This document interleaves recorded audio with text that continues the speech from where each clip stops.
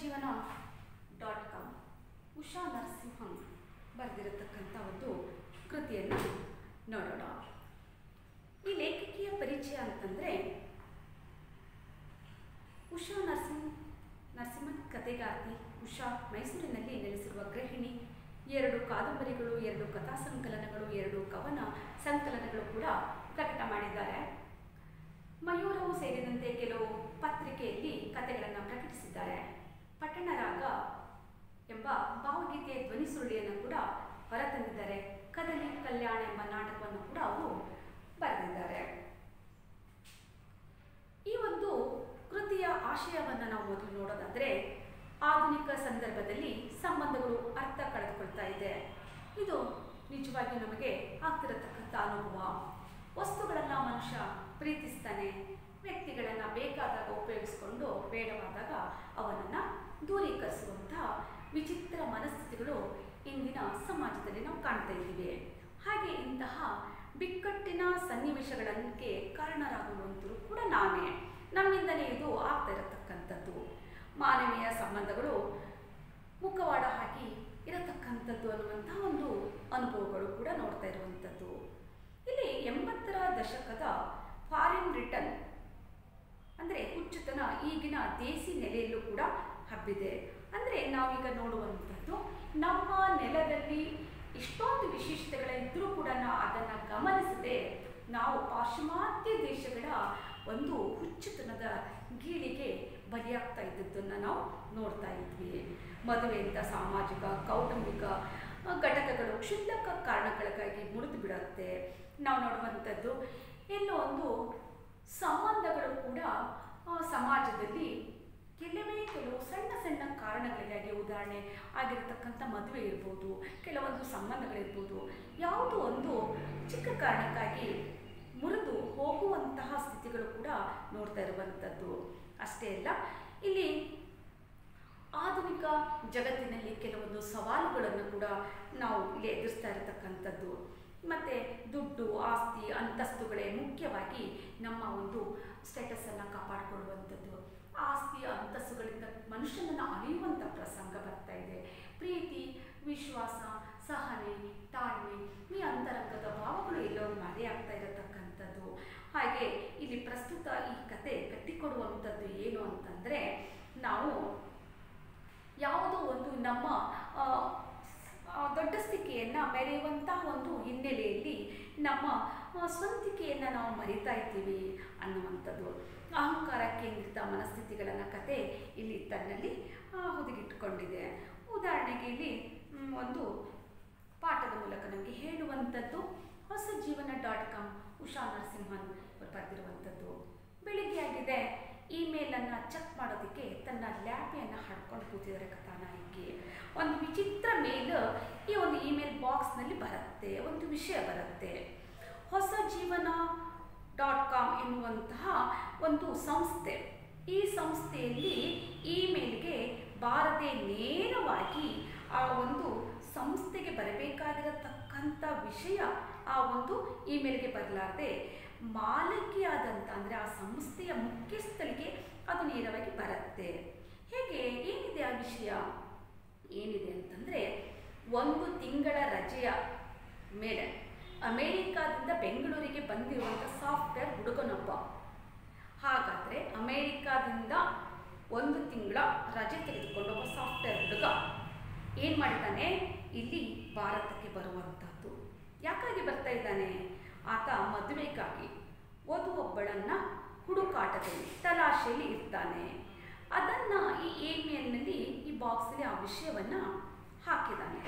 ಹಾಗಾದರೆ ಇಲ್ಲಿ ಹೊಸ ಜೀವನ .com ಅನ್ನತಕ್ಕಂಥ ಒಂದು ಸಂಸ್ಥೆಯ ಕೆಲಸ ಏನು ಅಂತಂದರೆ, ಇಲ್ಲಿ ವಿವಾಹವಾಗಿ ಕಾರಣಾಂತರದಿಂದ ವಿಚ್ಛೇದನಗೊಂಡು ಮತ್ತೆ ಮದುವೆಯನ್ನು ಮಾಡಿಸುವಂಥ ಒಂದು ಇದು ಸಂಸ್ಥೆಯ ಕೆಲಸ. ಈ ಸಂಸ್ಥೆಗೆ ಈ ಒಬ್ಬ ಹುಡುಗ ಅಮೇರಿಕಾದಿಂದ ಭಾರತಕ್ಕೆ ಬರುವಂಥವನು ತಾನು 1 ತಿಂಗಳ ರಜೆಯನ್ನು ತೆಗೆದುಕೊಂಡು ಇಲ್ಲಿ ಬರ್ತಾ ಇದ್ದೀನಿ ಅಂತ ಹೇಳ್ತಾನೆ. ಹಾಗಾದರೆ ಹುಡುಗನಂದರೆ ಹುಡುಗನಲ್ಲ ಇದ್ದ. ಹೇಗೆ 35 ವರ್ಷದ ಒಬ್ಬ ಗಂಡು ಈಗಾಗಲೇ 3 ಬಾರಿ ವಿವಾಹವಾಗಿ ವಿಚ್ಛೇದಿತನೂ ಆಗಿದ್ದಾನೆ. ಅಂದ್ರೇನು, ಈತ 3 ಸಲ ಮದುವೆಯಾಗಿ 3 ಸಲ ಕೂಡ ವಿಚ್ಛೇದನ ಅಂದರೆ ಡೈವರ್ಸ್ ಕೇಸ್ ಆಗಿದೆ ಎಂದು ಕೂಡ ಈ ಒಂದು ತಾನು ಇಮೇಲ್ನಲ್ಲಿ ಕಳಿಸಿರತಕ್ಕಂಥ ಆ ಇಮೇಲ್ನಲ್ಲಿ ಈತ ಹೇಳ್ಕೊಂಡಿದ್ದಾನೆ. ಹಾಗಾಗಿ ಇವಳು ಯೋಚನೆ ಮಾಡ್ತಾಳೆ, ಯಾರು ಈ ಒಂದು ಸಂಸ್ಥೆ ಮುಖ್ಯಸ್ಥಿ, ನಮ್ಮ ಸಂಸ್ಥೆ ಇರುವುದೇ ಮರುಮದುವೆ ಮಾಡಿಸೋದಕ್ಕಾಗಿ, ವಿಚ್ಛೇದಿತರನ್ನ ಮರುಮದುವೆ ಮಾಡಿಸೋದಕ್ಕೆ ಹುಟ್ಟು ಹಾಕಿರುವಂಥ ಸಂಸ್ಥೆ ಹೊಸಜೀವನ.com. ಹಾಗಿದ್ದು ಕೂಡ 3ನೇ ಬಾರಿ ವಿಚ್ಛೇದಿತನಾದವನಿಗೆ ವಧುವನ್ನು ಸೂಚಿಸುವುದು ಆತಂಕವನ್ನೇ ಹುಟ್ಟಿಸಿತು. ಹಾಗಾದರೆ ಈತನಿಗೆ 3 ಸಲ ಮದುವೆ ಆಗಿದೆ, 3 ಸಲ ವಿಚ್ಛೇದನವನ್ನು ಪಡ್ಕೊಂಡಿದ್ದಾನೆ.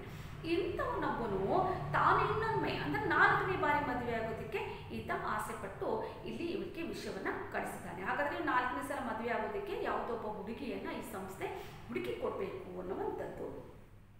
ಹಾಗೆ ಅವನ ಫೈಲ್ ಮೇಲೆ ಇವರು ಸಂಸ್ಥೆಯ ಮುಖ್ಯಸ್ಥೆ ಅದನ್ನು ನೋಡ್ತಾರೆ. ಪ್ರತಿಷ್ಠಿತ ಅಂತಾರಾಷ್ಟ್ರೀಯ ಕಂಪನಿಯಲ್ಲಿ ದೊಡ್ಡ ಹುದ್ದೆಯೂ ಇದೆ. ಆತ ಅಂತಾರಾಷ್ಟ್ರೀಯ ಒಂದು ಕಂಪನಿಯಲ್ಲಿ ದೊಡ್ಡ ಒಂದು ಕೆಲಸಕ್ಕೆ ಇರತಕ್ಕಂಥವನು. ಕೋಟಿಗಟ್ಟಲೆ ವಾರ್ಷಿಕ ಒಂದು ಆದಾಯ ಕೂಡ ಈತನಿಗಿದೆ. ಅವನ ಫೋಟೋದ ಜೊತೆಗೆ ಕುಟುಂಬದ ಎಲ್ಲ ಆತನ ಹಿನ್ನೆಲೆ ಕೂಡ ಅಲ್ಲಿ ಬರೆಯಲಾಗಿದೆ. ಜಯನಗರದಲ್ಲಿರುವ ಅವನು ಓದಿದ ಕಾಲೇಜು, ಇಂಜಿನಿಯರಿಂಗ್ ಪಾಸ್ ಮಾಡಿದ ವರ್ಷ, MS ಮಾಡಿದ ವಿಶ್ವವಿದ್ಯಾಲಯ ಇತ್ಯಾದಿ ಎಲ್ಲ ಈ ಹುಡುಗನ ವಿವರಗಳು ಅಲ್ಲಿ ಇರತಕ್ಕಂಥದ್ದು. ಅಷ್ಟು ಮಾತ್ರದಿಂದಲೇ ಇವನಿಗೊಂದು ಹೆಣ್ಣನ್ನು ಸೂಚಿಸಲು ಧೈರ್ಯ ಬರೋದಿಲ್ಲ. ಹಾಗಾಗಿ ಇದಿಷ್ಟು ಹಿನ್ನೆಲೆ ಆತನದು ಇದೆ.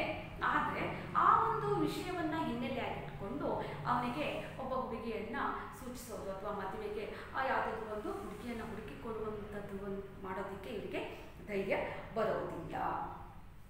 ಹಾಗೆ ಮತ್ತೆ ನಿಮ್ಮ ಕುರಿತು ವೈಯಕ್ತಿಕ ಜೀವನದ ಕುರಿತು ಹೆಚ್ಚಿನ ಮಾಹಿತಿ ಒದಗಿಸುವುದು ನಮ್ಮ ದೃಷ್ಟಿಯಿಂದ ಅಗತ್ಯ.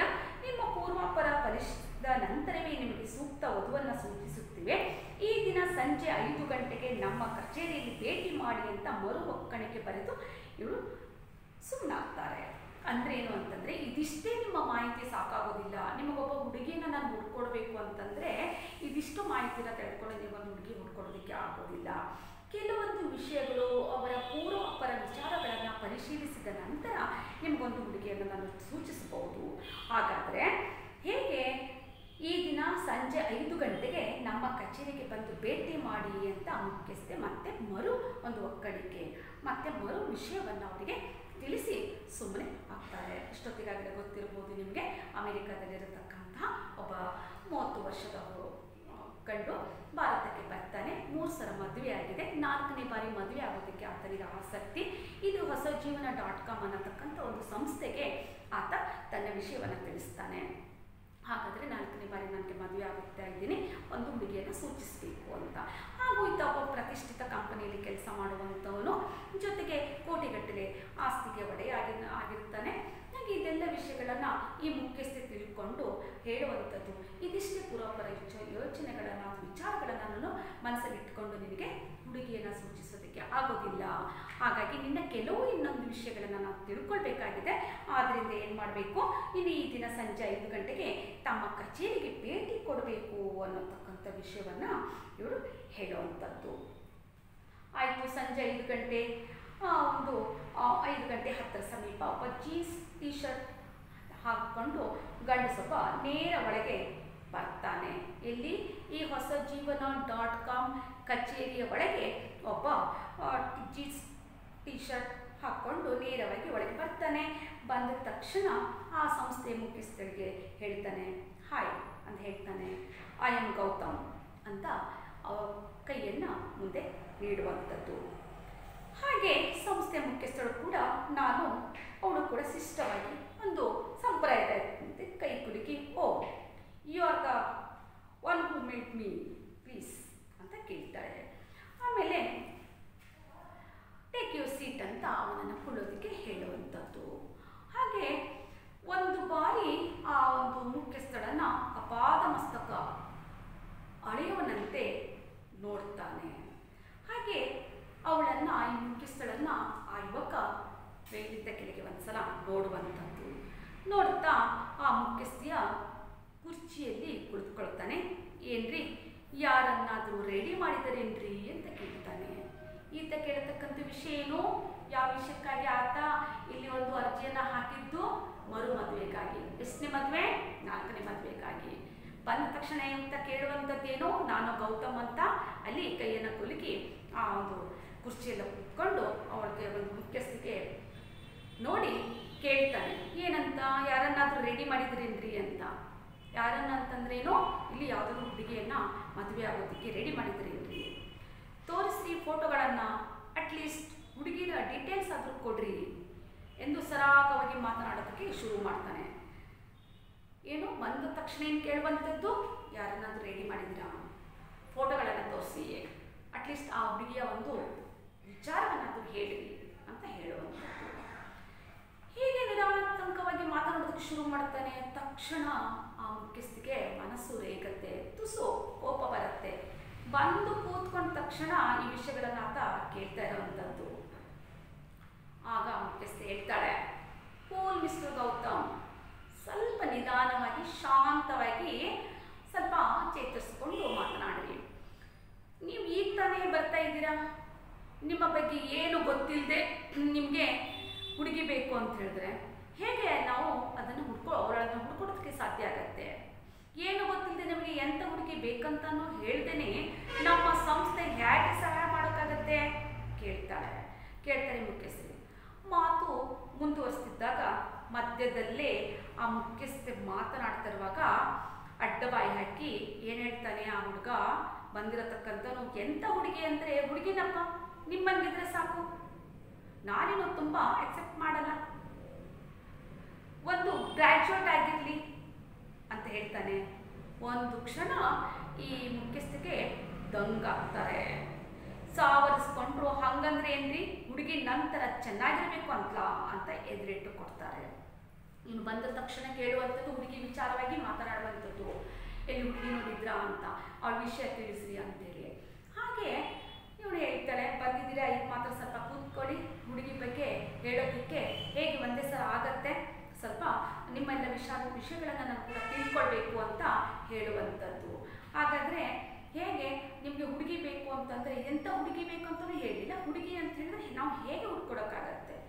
ನೇರವಾಗಿ ಆತ ಹೇಳ್ತಾನೆ, ಹುಡುಗಿ ಎಂಥವಳು ಅಂತಂದರೆ ಎಂಥ ಹುಡುಗಿ ಅಂದರೆ ಹುಡುಗಿನಪ್ಪ, ನಿಮ್ಮಲ್ಲಿದ್ದರೆ ಸಾಕು ಅಂತ ಮತ್ತೆ ಆ ಒಂದು ಈ ಮುಖ್ಯಸ್ಥಿಗೆ ಹೇಳುವಂಥದ್ದು. ನಾನೇನು ಹೆಚ್ಚಾಗಿ ಯಾವುದೋ ಒಂದು ನನ್ನ ನಿರೀಕ್ಷೆಗಳಿಲ್ಲ, ಒಂದು ಗ್ರ್ಯಾಜುಯೇಟ್ ಆಗಿದ್ದರೆ ಸಾಕು, ನಿಮ್ಮಂಗಿದ್ರೆ ಸಾಕು ಅಂತ ಹೇಳಿದಾಗ ಒಂದು ಕ್ಷಣ ಈ ಇವರು ದಂಗಾಗ್ತಾರೆ, ಸಾವರಿಸ್ಕೊಂಡು. ಹಂಗಂದ್ರೆ ಏನ್ರಿ, ನಂತರ ಅಂತ ಹೇಳ್ತಿರಲ್ಲ, ಹುಡುಗಿ ನಂತರ ಚೆನ್ನಾಗಿರ್ಬೇಕು ಅಂತ ಮತ್ತೆ ಇವರು ತಿರುಗಿ ಉತ್ತರವನ್ನು ಕೊಡ್ತಾರೆ.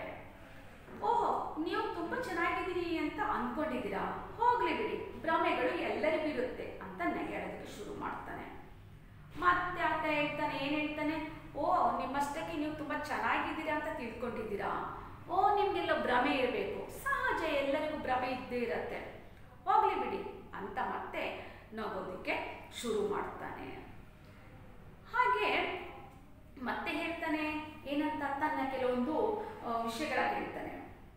ಹುಡುಗನಿಗೆ ಹಾರ್ಲೆ ಡೇವಿಡ್ಸನ್ ಬೈಕ್ ಇರಬೇಕು, ಹುಡುಗಿ 32, 28, 34 ಈ ರೀತಿಯಾದ ಹುಡುಗಿ ಅಳತೆ ಇರಬೇಕು ಎನ್ನುವಂಥ ತಿಕ್ಕಲು ಡಿಮ್ಯಾಂಡ್ಗಳನ್ನೆಲ್ಲ ಕೇಳಿ ರೂಢಿಯಾಗಿದ್ದ ಇವಳಿಗೆ ಮದುವೆಗಿಂತ ಆದ್ಯತೆಯನ್ನ ಕೇಳಿ ಏನೂ ಅಚ್ಚರಿಯಾಗಲಿಲ್ಲ. ಇಲ್ಲಿ ಸಂಸ್ಥೆಗೆ ಬರುವಂಥವರೆಲ್ಲ ಕೆಲವೊಂದು ತಮ್ಮ ನಿರೀಕ್ಷೆಗಳನ್ನು ಇಟ್ಕೊಂಡು ಬರ್ತಾಯಿದ್ರು. ಅಂಥ ಗಾಡಿ ಇರಬೇಕು, ಹುಡುಗಿ ಹೀಗೆ ಇರಬೇಕು ಅಂತ ಎಲ್ಲ ವಿಷಯಗಳನ್ನು ಇವರಿಗೆ ಹೇಳಿ ಆ ರೀತಿ ತಮ್ಮ ನಿರೀಕ್ಷೆಗಳನ್ನು, ಬಯಕೆಗಳನ್ನು ಹೇಳ್ಕೊಂಡು ಬರ್ತಾಯಿದ್ರು. ಈ ಎಲ್ಲ ವಿಷಯಗಳನ್ನು ಈ ಮುಖ್ಯಸ್ಥಿಗೆ ಕೇಳಿ ಕೇಳಿ ಕೇಳಿ ಇವನ ಹೇಳಿರತಕ್ಕಂಥ ವಿಷಯ ಕೇಳಿ ಅಷ್ಟೊಂದು ಆಶ್ಚರ್ಯನೂ ಆಗೋದಿಲ್ಲ. ಮತ್ತು ಹೋಗಲಿ, ನನ್ನ ವಿಷಯ ಯಾಕೆ ಬೇಕು ಹೇಳಿ, ನಿಮ್ಮ ವಿಷಯ ಹೇಳಿ ಅಂತ ಇವಳು ಹೇಳುವಂಥದ್ದು. ನನ್ನ ವಿಷಯ ಮತ್ತೆ ಕೇಳ್ತಾನೆ ಆತ, ನನ್ನ ವಿಷಯ ಎಲ್ಲ ಬಂದಿದ್ದೀನಲ್ಲ, ಇನ್ನೇನಿದೆ ಹೇಳಕ್ಕೆ ಅಂತ ಹೇಳ್ತಾನೆ. ಅದೆಲ್ಲ ಕಣ್ರಿ, ನೀವು 3 ಸಾರಿ ಡೈವರ್ಸ್ ಆಗಿದೆ ಅಂತೀರಾ, 1 ಸಾರಿ ವಿಚ್ಛೇದನ ಮಾಡ್ಕೊಂಡವರಿಗೆ ಹೆಣ್ಣು ಈಗಿನ ಕಾಲದಲ್ಲಿ ಸಿಗಲ್ಲ. 100 ಪ್ರಶ್ನೆಗಳನ್ನು ಕೇಳ್ತಾರೆ, ಡೈವರ್ಸ್ಗೆ ಕಾರಣ ಕೇಳ್ತಾರೆ. ಹೇಳಿ ಕೇಳಿ ನೀವು 3 ಸಾರಿ ಡೈವರ್ಸ್ ಮಾಡ್ಕೊಂಡಿದ್ದೀರಾ. ನಾವು ಹುಡುಗಿಗೆ ಹೇಗೆ ಕನ್ವಿನ್ಸ್ ಮಾಡಿ ಮಾತಾಡಬೇಕು, ಹಾಗೆ ನಿಮ್ಮವರಿಗೆ ಅವಳನ್ನು ಕರ್ಕೊಂಡು ಬರಬೇಕು, ಇದೊಂದು ದೊಡ್ಡ ಸವಾಲಾಗಿ ಕಾಣುತ್ತೆ ಅಂತ ಮತ್ತೆ ಈ ಮುಖ್ಯಸ್ಥೆ ಹೇಳುವಂಥದ್ದು. ಅಲ್ಲ, ಈಗಿನ ಕಾಲದಲ್ಲಿ 1 ಡೈವರ್ಸ್ ಆಗಿರೋದಕ್ಕೆ ಕಾರಣ ಏನು ಅಂತ ಕೇಳ್ತಾರೆ. ಹುಡುಗಿಗೆ ಅದು ಕನ್ವಿನ್ಸ್ ಮಾಡಬೇಕಾಗತ್ತೆ, ಮನಸ್ಸಿಗೆ ಒಲಿಸ್ಬೇಕಾಗತ್ತೆ. ಅಷ್ಟೇ ಅಲ್ಲದೆ ಹುಡುಗನ ಪರಿಸ್ಥಿತಿ ಏನಿದೆ, 3 ಸಲ ವಿಚ್ಛೇದನವನ್ನು ಪಡ್ಕೊಂಡು 4ನೇ ಬಾರಿಗೆ ಮದುವೆ ಆಗೋದಕ್ಕೆ ಹೊರಟಿರುವಂಥವನು. ಈ ಎಲ್ಲ ವಿಷಯಗಳನ್ನು ಒಂದು ಹುಡುಗಿಗೆ ನೋಡೋದಕ್ಕೆ ಹೋದಾಗ ಅವಳಿಗೆ ಇವನ ಎಲ್ಲ ವಿಷಯಗಳನ್ನು ಹೇಳಬೇಕು, ಹೇಳಿ ಅವಳ ಮನಸ್ಸನ್ನು ಒಲಿಸಬೇಕು, ಅವಳನ್ನು ಇವನ ಹತ್ರ ಕರ್ಕೊಂಡು ಬರಬೇಕು. ಹಾಗಾದರೆ ನಿಮ್ಮ ಒಂದು ಪುರಾಪರ ವಿಚಾರವನ್ನು ಇನ್ನಷ್ಟು ಹೇಳಿ ಎನ್ನುವಂಥ ವಿಷಯವನ್ನು ಮುಖ್ಯಸ್ಥೆ ಕೇಳುವಂಥದ್ದು. ಹಾಗೆ ಅವನು ಹೇಳ್ತಾನೆ, ಅದು ತುಂಬ ಪರ್ಸನಲ್ ವಿಷಯ, ಯಾಕೆ ಡಿವೋರ್ಸ್ ಆಯಿತು ಅಂದರೆ ನಾನೇನು ಹೇಳಲಿ, ಅದು ನಾನು ಯಾಕೆ ನಿಮ್ಮ ಹತ್ರ ಹೇಳಲಿ, ಒಂದು ವೇಳೆ ಹುಡುಗಿ ಇಷ್ಟ ಆದರೆ ಅವಳ ಜೊತೆ ಮಾತಾಡ್ತೀನಿ, ಸರಿ ಅಲ್ವಾ ಅಂತ. ಹಾಗೆ ನನಗೂ ಸರಿ ಅನಿಸ್ತು. ಅಲ್ಲ ಮತ್ತೆ ಈತ ಕೇಳ್ತಾನೆ, ನಾನು ಯಾವುದೋ ಕಾರಣಕ್ಕೆ ಡೈವರ್ಸ್ ಆಗಿರ್ಬೋದು, ನನ್ನ ವಿಷಯನ ನಿಮ್ಗೆ ಯಾಕೆ ಹೇಳಬೇಕು, ಒಂದು ವೇಳೆ ಹುಡುಗಿ ಸರಿ ಅನಿಸ್ತು ಅಂದರೆ ಅವಳ ಹತ್ರ ಹೇಳ್ಕೊಳ್ತೀನಿ ನನ್ನ ವಿಷಯವನ್ನು, ನನ್ನ ವೈಯಕ್ತಿಕ ವಿಷಯ, ಯಾಕೆ ನನಗೆ ಡೈವರ್ಸ್ ಆಯಿತು, ಏನು ಕಾರಣ, 3 ಸಲ ನಾನು ಯಾಕೆ ಡೈವರ್ಸನ್ನು ಮಾಡ್ಕೊಳ್ಳೋದಕ್ಕೆ ಆ ಒಂದು ಇದು ಬಂತು ನನಗೆ ಅಂತ ನಾನು ಅವಳ ಹತ್ರ ಹೇಳ್ಕೊಳ್ತೀನಿ, ನನ್ನ ವೈಯಕ್ತಿಕ ವಿಚಾರವನ್ನು ನಿಮ್ಗೆ ಯಾಕೆ ಹೇಳಬೇಕು ಅಂತ ಮತ್ತೆ ಪ್ರಶ್ನೆ ಮಾಡ್ತಾನೆ. ಅರ್ಥ ಆಗಿರಬೇಕು, ಆ ಮುಖ್ಯಸ್ಥೆ 3 ಸಾರಿ ವಿಚ್ಛೇದನ ಪಡೆದಿರೋದಕ್ಕೆ ಕಾರಣ ಕೇಳ್ತಾಳೆ. ಯಾಕೆ ನೀವು 3 ಸಾರಿ ವಿಚ್ಛೇದನವನ್ನು ಪಡ್ಕೊಂಡಿದ್ದೀರಾ, ಏನಾಯಿತು ಅದನ್ನು ಹೇಳಿದರೆ ಆ ಹುಡುಗಿಗೆ ಹೇಳೋದಕ್ಕಾಗತ್ತೆ ಅಂತ. ಈತ ಅದಕ್ಕೆ ಒಪ್ಪೋದಿಲ್ಲ. ಆ ಯುವಕ ಹೇಳ್ತಾನೆ, ಗೌತಮ್ ಹೇಳ್ತಾನೆ, ನನ್ನ ಒಂದು ವೈಯಕ್ತಿಕ ವಿಚಾರ ನಿಮ್ಗೆ ನಾನು ಹೇಳೋದಿಲ್ಲ, ನೀವು ಯಾವುದಾದ್ರೂ ಒಂದು ಹುಡುಗಿಯನ್ನು ಆಯ್ಕೆ ಮಾಡಿಕೊಟ್ರೆ ಆ ಹುಡುಗಿಗೆ ನಾನು ನನ್ನ ವೈಯಕ್ತಿಕ ವಿಚಾರವನ್ನು ಹೇಳ್ತೀನಿ, ಅದರ ಮೇಲೆ ಅವಳ ಹತ್ರ ಮಾತಾಡ್ತೀನಿ, ಅವಳು ಅದಕ್ಕೆ ಒಪ್ಪಿಕೊಟ್ರೆ ನಾವು ಮತ್ತೆ ಮದುವೆ ಆಗುವಂತಹ ಒಂದು ವಿಚಾರ ಅಂತ ಹೇಳಿದಾಗ ಈ ಮುಖ್ಯಸ್ಥಿಗೆ ಕೂಡ ಅದು ಸರಿ ಅನಿಸುತ್ತೆ. ಹಾಗಾದರೆ ಹೋಗಿ ನಿಮ್ಮ ಆದ್ಯತೆಗಳೇನಾದರೂ ಇದೆಯಾ ಹುಡುಗಿಯ ಬಗ್ಗೆ ಅಂತ ಇವರು ಮತ್ತೆ ಮುಖ್ಯಸ್ಥೆ ಕೇಳ್ತಾರೆ. ಆ ಹುಡುಗಿ ಬಗ್ಗೆ ಹೀಗಿರಬೇಕು ಹಾಗಿರಬೇಕು ಮತ್ತೇನಾದರೂ ಬೇರೆ ವಿಚಾರಗಳು, ನಿರೀಕ್ಷೆಗಳು, ಆದ್ಯತೆಗಳು ಏನಾದರೂ ಇದೆಯಾ, ಪ್ರಯಾರಿಟೀಸಾ ಅಂತ ಕೇಳುವಂಥದ್ದು. 1 ನಿಮಿಷ ಮೌನವಾಗಿ ಮತ್ತೆ ಚಕ್ಕನೆ ತಲೆ ಎತ್ತಿ, ನನ್ನದೊಂದು ಕಂಡೀಷನ್ ಇದೆ, ಮದುವೆಗೆ ಮೊದಲೇ ಒಂದು ಒಪ್ಪಂದಕ್ಕೆ ರುಜು ಹಾಕಬೇಕು ಅಂತ ಹೇಳುವಂಥದ್ದು. ಹಾಗಾಗಿ ನನ್ನದೊಂದು ಕಂಡೀಷನ್ ಇದೆ ಅಂತ ಮತ್ತೆ ಹೇಳ್ತಾನಂತ. ಮದುವೆಗಿಂತ ಮೊದಲು ಒಂದು ಒಪ್ಪಂದ ಮಾಡಿಕೊಂಡು ಅದಕ್ಕೆ ಸಹಿ ಕೂಡ ಹಾಕಬೇಕು ಅಂತ. ಅಕಸ್ಮಾತ್ ಮತ್ತೆ ಡೈವರ್ಸ್ ಆದರೆ ಅಲ್ಲಿ ನೀವು ಕೇಳಬಾರ್ದು, 3 ಜನಕ್ಕೆ ಪರಿಹಾರ ಕೊಟ್ಟು ಬರ್ಬಾದಾಗ್ಬಿಟ್ಟಿದ್ದೀನಿ ಅಂದ್ರೇನು, ಇನ್ನೊಂದ್ಸಲ ಅವಳು ಡೈವರ್ಸನ್ನು ಮತ್ತೆ ಈಗ ಮದುವೆ ಆಗಿದ್ದ ಹುಡುಗಿಗೆ ತಗೊಂಡ್ರೆ ಮತ್ತೆ ಅದಕ್ಕೆ ಪರಿಹಾರ ಕೇಳಬಾರ್ದು. 3 ಡೈವರ್ಸ್ ಆಗಿದೆ, 3 ಜನರಿಂದ ವಿಚ್ಛೇದನವನ್ನು ಪಡ್ಕೊಂಡಿದ್ದಾನೆ ಗೌತಮ್. 3 ಜನರಿಗೂ ಮತ್ತೆ ಅವರಿಗೆ ಪರಿಹಾರಕ್ಕಾಗಿ ದುಡ್ಡು ಕೊಟ್ಟು ತಾನು ಪೂರ್ತಿಯಾಗಿ ಏನಾಗಿದ್ದೀನಿ, ಬರ್ಬಾದಾಗಿದ್ದೀನಿ. ಈಗ 4ನೇ ಸಲ ಮದುವೆ ಆದವಳಿಗೆ ಮತ್ತೆ ಡೈವರ್ಸ್ ಆಯಿತು ಅಂದರೆ, ವಿಚ್ಛೇದನ ಆಯಿತು ಅಂದರೆ ನಾನೇನು ಪರಿಹಾರ ಕೊಡೋದಿಲ್ಲ, ಅವಳು ಕೇಳಬಾರ್ದು ಅನ್ನತಕ್ಕಂಥ ಒಂದು ಒಪ್ಪಂದವನ್ನು ಮಾಡಿಕೊಂಡು ಅದಕ್ಕೆ ಸಹಿ ಹಾಕುವಂಥದ್ದು. ಅದರಿಂದ ಮದುವೆಗೆ ಕ್ಲಿಕ್ ಆದರೆ ಸರಿ, ಇಲ್ಲ ಅಂದರೆ ಓಕೆ ಗುಡ್ ಬೈ, ಕರೆಕ್ಟ್ ಅಲ್ವಾ, ಇಷ್ಟಕ್ಕೂ ಇದೇನು ಹೊಸದಲ್ಲ ಬಿಡಿ ಅಂತ ಹೇಳೋದು. ಸರಿ, ಈ ಎಲ್ಲ ಒಪ್ಪಂದಕ್ಕೆ ಒಪ್ಪಿಕೊಂಡ್ರೆ ಮದುವೆ ಆಗೋದಕ್ಕೆ ನನ್ನ ಒಪ್ಪಿಗೆ, ಆದರೆ ಸರಿ, ಇಲ್ಲಾಂದರೆ ಇಲ್ಲ, ಹಾಗಾದರೆ ಇದಕ್ಕೆ ಈ ವಿಷಯಕ್ಕೆ ಗುಡ್ ಬೈ ಹೇಳ್ತೀನಿ, ನಾನು ಹೇಳಿ ಸರಿ ಅಲ್ವಾ ಅಂತ ಗೌತಮ್ ಮತ್ತೆ ಆ ಮುಖ್ಯಸ್ಥರಿಗೆ ಕೇಳುವಂಥದ್ದು. ಇಷ್ಟಕ್ಕೂ ಇದೇನು ಹೊಸದಲ್ಲ ಬಿಡಿ, ಬೇರೆ ದೇಶಗಳೆಲ್ಲ ಈ ನಡುವೆ ಈ ಥರ ಅಗ್ರಿಮೆಂಟ್ ಮಾಡ್ಕೋತಾರೆ, ಕಂಡೀಷನ್ ಓಕೆ ಅಲ್ವಾ ಅಂತ. ಇದೇನು ದೊಡ್ಡ ವಿಚಾರ ಅಲ್ಲ, ಬೇರೆ ದೇಶಗಳಲ್ಲಿ ಈ ಥರ ಒಪ್ಪಂದಗಳನ್ನು ಮಾಡಿಕೊಂಡು ಸಹಿ ಹಾಕ್ಕೊಂಡೆಲ್ಲ ಮದುವೆ ಆಗುವಂಥದ್ದು. ಹಾಗೆ ನಾನು ಅಲ್ಲಿ ಹೇಳಿರತಕ್ಕಂಥ ಕಂಡೀಷನ್ ಒಪ್ಪಂದ ಓಕೆ ಅಲ್ವಾ ಅಂತ ಮತ್ತೆ ಇವಳಿಗೆ ಕೇಳ್ತಾನೆ. ಒಂದು ಕ್ಷಣ ಇವಳಿಗೆ ಒಂಥರ ಕಕ್ಕಮಕ್ಕ, ಒಂಥರ ಮನಸ್ಸನ್ನ ಹಿಂಡದಂಗಾಗತ್ತೆ. ಅಲ್ಲ ಕಣ್ರಿ, ಇನ್ನು ಹುಡುಗಿನೇ ನೋಡಿಲ್ಲ, ಆಗಲೇ ಅಪಸ್ವರ, ಅಲ್ಲಿ ಡೈವರ್ಸ್ ಅಂತ ಇದ್ಯಾಕೋ ನನಗೆ ಹಿಡಿಸಿಲ್ಲಪ್ಪ ಅಂತ ಇವಳು ಹೇಳೋದು.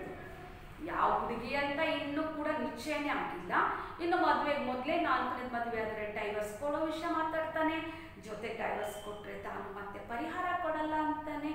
ಇದೆಲ್ಲ ಕೇಳಿದ್ರೆ ಯಾಕೋ ಈತನ ಒಂದು ಮಾತುಗಳು ಸರಿ ಇಲ್ಲ, ನನಗೆ ಹಿಡಿಸಿಲ್ಲ ಅಂತ ಅವನಿಗೆ ಅನ್ಸೋದಕ್ಕೆ ಶುರುವಾಗುತ್ತೆ. ಹಾಗೆ ಅವಳು ಕೂಡ ಅಂತಾಳೆ. ಅಂದರೆ ನೋಡಿ, ಇಲ್ಲಿ ಈ ಎಲ್ಲ ಇಷ್ಟೊತ್ತಿನವರೆಗೆ ನಾವು ನೋಡಿರತಕ್ಕಂಥ ವಿಷಯಗಳು ನಿಮಗೆ ಅರ್ಥ ಆಗಿರ್ಬೋದು ಅಂತ ಅಂದ್ಕೊಂಡಿದ್ದೀನಿ. ಹೊಸಜೀವನ.com ಅನ್ನುವಂಥದ್ದು ಮದುವೆ ಮಾಡಿಸುವಂಥ ಒಂದು ಸಂಸ್ಥೆ. ಈ ಸಂಸ್ಥೆಯಲ್ಲಿ ಕಾರಣಾಂತರದಿಂದ ವಿಚ್ಛೇದನ ಪಡ್ಕೊಂಡಂಥವರು ಮದುವೆಗಾಗಿ ತಮಗೆ ವಧು ಬೇಕು ವರ ಬೇಕು ಅಂತ ಅಲ್ಲಿ ಅರ್ಜಿಯನ್ನು ಹಾಕುವಂಥದ್ದು. ಒಂದು ದಿವಸ ಹೀಗೆ ಮುಖ್ಯಸ್ಥೆ ಕೂತ್ಕೊಂಡಿದ್ದಾಗ ಅವರ ಇಮೇಲಲ್ಲಿ ಒಂದು ವಿಷಯ ಬರುತ್ತೆ. ಏನಿರುತ್ತೆ ಅಲ್ಲಿ, ಒಬ್ಬ 30 ವರ್ಷದ ಗಂಡು ತಾನು 3 ಬಾರಿ ವಿಚ್ಛೇದನವನ್ನು ಪಡ್ಕೊಂಡಿದ್ದೀನಿ, 4ನೇ ಬಾರಿ ಮದುವೆ ಆಗೋದಕ್ಕೆ ನನಗೆ ಆಸಕ್ತಿ ಇದೆ, ನಿಮ್ಮ ಸಂಸ್ಥೆಗೆ ನಾನು ಅರ್ಜಿಯನ್ನು ಹಾಕ್ತೇನೆ, ಯಾವುದಾದ್ರೂ ಹುಡುಗಿಯನ್ನು ಹುಡುಕಿ ಕೊಡಬೇಕು ಅನ್ನುವಂಥ ವಿಷಯವನ್ನು ಕಳಿಸ್ತಾನೆ. ಈತ ಅಮೆರಿಕದಿಂದ ಭಾರತಕ್ಕೆ 1 ತಿಂಗಳ ರಜೆ ಮೇರೆಗೆ ಬಂದಿರತಕ್ಕಂಥದ್ದು. ಹೀಗೆ 1 ತಿಂಗಳ ಅವಧಿಯಲ್ಲಿ ಆತ ಇನ್ನೊಂದು ಮದುವೆ ಆಗೋದಕ್ಕೆ ಆಸಕ್ತಿಯನ್ನು ಹೊಂದಿರುವಂಥದ್ದು. ಹಾಗೆ ಆತ ಒಂದು ಪ್ರತಿಷ್ಠಿತ ಕಂಪನಿಯಲ್ಲಿ ಕೂಡ ಕೆಲಸವನ್ನು ಮಾಡ್ತಾ ಇರುವಂಥವನು, ಹಾಗೆ ಕೋಟಿಗಟ್ಟಲೆ ಆದಾಯ ಕೂಡ ಬರ್ತಾ ಇರುವಂತಹದ್ದು. ಹೀಗೆ ತನ್ನ ವಿಚಾರವನ್ನು ತಿಳಿಸಿ ಅರ್ಜಿಯನ್ನು ಹಾಕುವಂಥದ್ದು. ಜೊತೆಗೆ ಏನಾಗುತ್ತೆ, ಇದಿಷ್ಟೇ ವಿಷಯಗಳು ತನಗೆ ಸಾಕಾಗೋದಿಲ್ಲ, ಇನ್ನು ನಿಮ್ಮ ಪೂರಾಪುರ ವಿಚಾರಗಳು ಬೇಕಾಗತ್ತೆ ಆ ಹುಡುಗಿಯನ್ನು ಹುಡುಕಿ ಕೊಡೋದಕ್ಕೆ ಅಂತ ಸಂಸ್ಥೆಯ ಮಾಲಕಿ ಹೇಳುವಂಥದ್ದು, ಮುಖ್ಯಸ್ಥೆ ಹೇಳುವಂಥದ್ದು. ಜೊತೆಗೆ 5 ಗಂಟೆ ಸಮಯಕ್ಕೆ ಅವನಿಗೆ ಕರೆಯುವಂಥದ್ದು. ಕಚೇರಿಗೆ ಬಂದ ತಕ್ಷಣ ಆತ ತನ್ನ ಒಂದು ಪರಿಚಯವನ್ನು ಮಾಡ್ಕೊಳ್ತಾನೆ. ತಾನು ಗೌತಮ್ ಅಂತ ಹೇಳ್ತಾನೆ. ಹಾಗೆ ಮಾಲಕಿಯನ್ನು ಒಂದು ಸಲ ಮೇಲಿಂದ ಕೆಳಗೆ ನೋಡುವಂಥದ್ದು. ಜೊತೆಗೆ ಹುಡುಕಿದ್ರೇನ್ರಿ, ಆ ಹುಡುಗಿ ವಿಚಾರವೇನ್ರಿ, ಆ ಹುಡುಗಿ ವಿಷಯವನ್ನು ಹೇಳ್ರಿ ಅಂತ ನೇರವಾಗಿ ಮಾತಿಗೆ ಬರ್ತಾನೆ. ಆಗ ಮುಖ್ಯಸ್ಥಿಗೆ ವಿಚಿತ್ರ ಆಗುತ್ತೆ. ಈಗಷ್ಟೇ ಬಂದಿದ್ದೀರಾ, ಸ್ವಲ್ಪ ಸುಧಾರಿಸ್ಕೊಂಡು ಕೇಳ್ರಿ, ಯಾವ ಹುಡುಗಿ ಬೇಕು, ಎಂಥ ಹುಡುಗಿ ಬೇಕು, ಏನು ಹೇಳಲಾರ್ದೇನೆ ಹುಡುಗಿ ಬಗ್ಗೆ ವಿಚಾರಿಸ್ತಾ ಇದ್ದೀರಲ್ಲ ಅಂತ ಕೇಳುವಂಥದ್ದು. ಯಾವ ಹುಡುಗಿ, ಹುಡುಗಿ ಅಂದರೆ ಹುಡುಗಿಯನ್ನಪ್ಪ, ನಿಮ್ಮ ಥರ ಇದ್ದರೆ ಸಾಕು ಅಂತ ಹೇಳುವಂಥದ್ದು. ಆಗ ಅವಳಿಗೆ ಆಶ್ಚರ್ಯ ಆಗುತ್ತೆ. ಅಂದರೆ ನಮ್ಮ ಥರ ಚೆನ್ನಾಗಿರ್ಬೇಕಂತಲ್ಲ ಅಂತ ಕೇಳ್ತಾಳೆ. ಆಗ ಮತ್ತೆ ಪ್ರಶ್ನೆ ಆಗ್ತಾನೆ ಆತ, ಏನು ನೀವು ತುಂಬ ಚೆನ್ನಾಗಿದ್ದೀರಾ ಅಂತ ಅಂದ್ಕೊಂಡಿದ್ದೀರಾ ಅಂತ. ಹೀಗೆ ವೈಯಕ್ತಿಕವಾಗಿ ಕೂಡ ಪ್ರಶ್ನೆಗಳನ್ನು ಮಾಡ್ತಾನೆ. ಜೊತೆಗೆ ಇಂಥದ್ದೆಲ್ಲ ಕೂಡ ಆ ಸಂಸ್ಥೆಯ ಮುಖ್ಯಸ್ಥರಿಗೆ ಪರಿಚಯ ಇರತಕ್ಕಂಥದ್ದೇ. ಮತ್ತೆ ಹೇಳ್ತಾಳೆ, ನೀವು 3 ಬಾರಿ ವಿಚ್ಛೇದನವನ್ನು ಪಡ್ಕೊಂಡಿದ್ದೀರಾ, ಯಾವ ಕಾರಣಕ್ಕಾಗಿ ವಿಚ್ಛೇದನವನ್ನು ಪಡ್ಕೊಂಡಿದ್ದೀರಾ ಅದನ್ನು ನನಗೆ ಹೇಳಬೇಕು ಅಂತ ಹೇಳಿದಾಗ, ಇಲ್ಲ ನಾನು ಆ ವಿಷಯನ ಹೇಳೋದಿಲ್ಲ, ಜೊತೆಗೆ ನನಗೆ ಒಂದು ವೇಳೆ ಹುಡುಗಿ ಇಷ್ಟ ಆದರೆ ಅವಳ ಹತ್ರ ನನ್ನ ವೈಯಕ್ತಿಕ ವಿಚಾರಗಳನ್ನು ಹೇಳ್ಕೊಳ್ತೀನಿ ಅಂತ ಹೇಳ್ತಾನೆ. ಆಗ ಅದು ಕೂಡ ಆ ಮಾಲಕಿಗೆ ಹೌದು ಅನಿಸುತ್ತೆ.